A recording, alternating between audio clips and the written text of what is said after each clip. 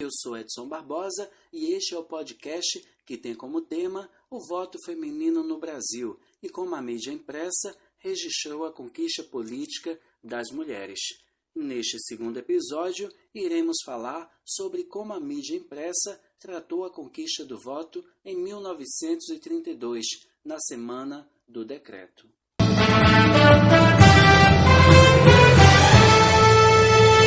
A semana do dia 24 de fevereiro de 1932 foi muito conturbada no país.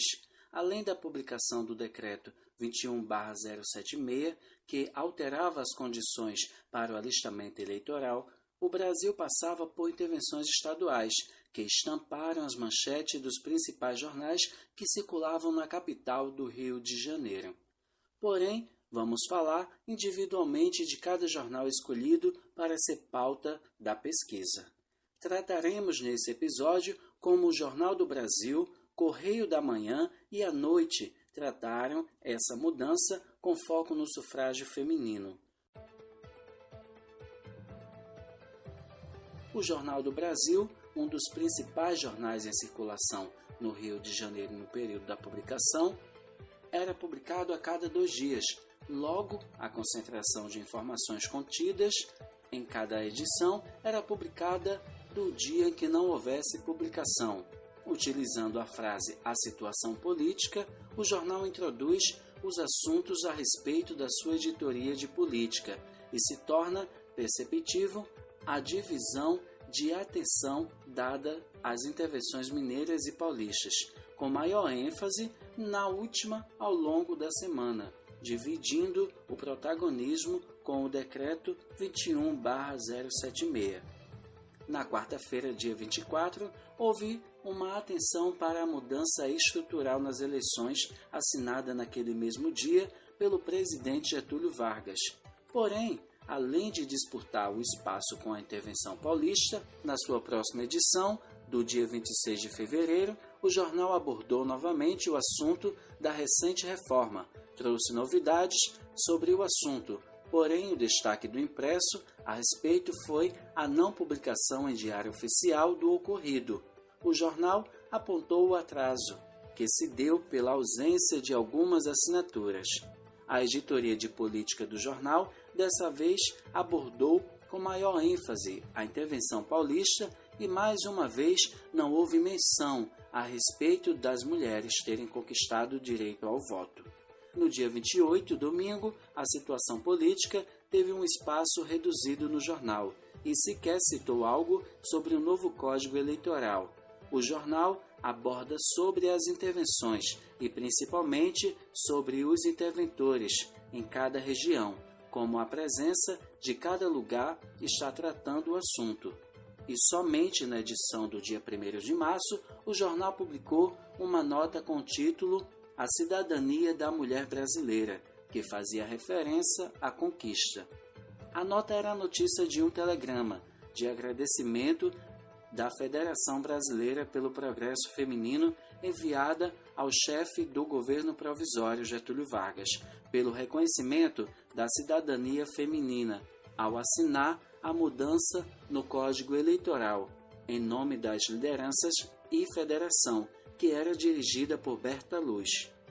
O Correio da Manhã utilizou o dia 25 de fevereiro para publicar a respeito do decreto assinado no dia anterior, porém sem grande alarde em comparação ao Jornal do Brasil. Sim, Getúlio Vargas era um cara populista, né? O pensamento dele era impor medidas populares que poderiam garantir a perpetuação do poder dele, né? Então, o sufrágio feminino ele já era uma coisa já feita, já conquistada pelas mulheres nos países desenvolvidos, né? E o Brasil ele só ia ficando para trás com isso, né? Então, eu acho que aqui no Brasil era muito de uma questão moral. Isso eu posso afirmar com propriedade, né? Uma questão moral que fazia com que as mulheres ainda continuavam com seu papel subalterno, né? Imagina, com uma força hiper, mega maior do que hoje em dia, né? Mas com certeza existem outros motivos, eu só não sei dizer quais, né? Talvez o aspecto econômico também, né? Devia influenciar, né? Essa foi a contribuição de Ronaldo Pereira dos Santos, com mestrado em História Social pela Universidade Universo.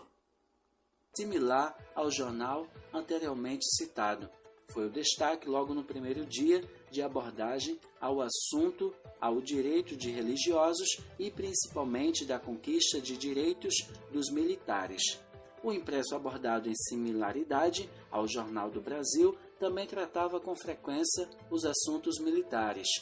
Ao longo das edições, são perspectivas as diversas citações pelas diversas editorias. Novamente, a mídia impressa do período enfatizou as intervenções regionais ocorrida parlamentarmente a mudança do Código Eleitoral.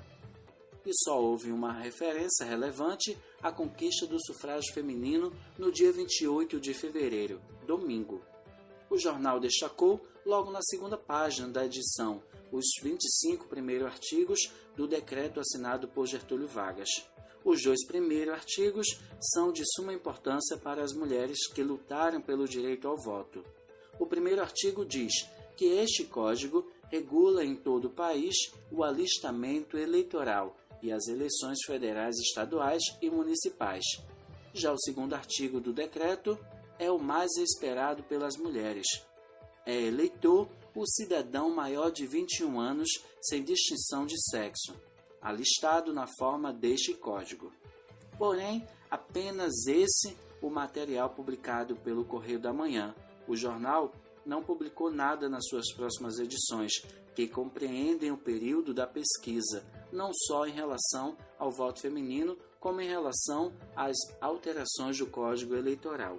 O jornal à noite possuía uma peculiaridade em relação aos demais citados. Apesar do nome, o jornal era publicado pelo menos em 2 edições diárias e às vezes com a terceira edição, que se chamava A Última Hora, e até as edições especiais. O referido impresso foi o que menos abordou o assunto, talvez por ser um jornal pequeno dentro das suas edições.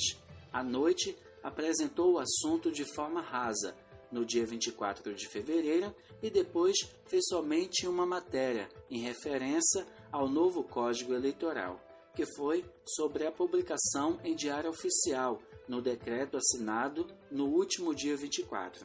Por fim, fica clara a percepção de que os jornais da época pouco abordaram a conquista do voto feminino em 1932.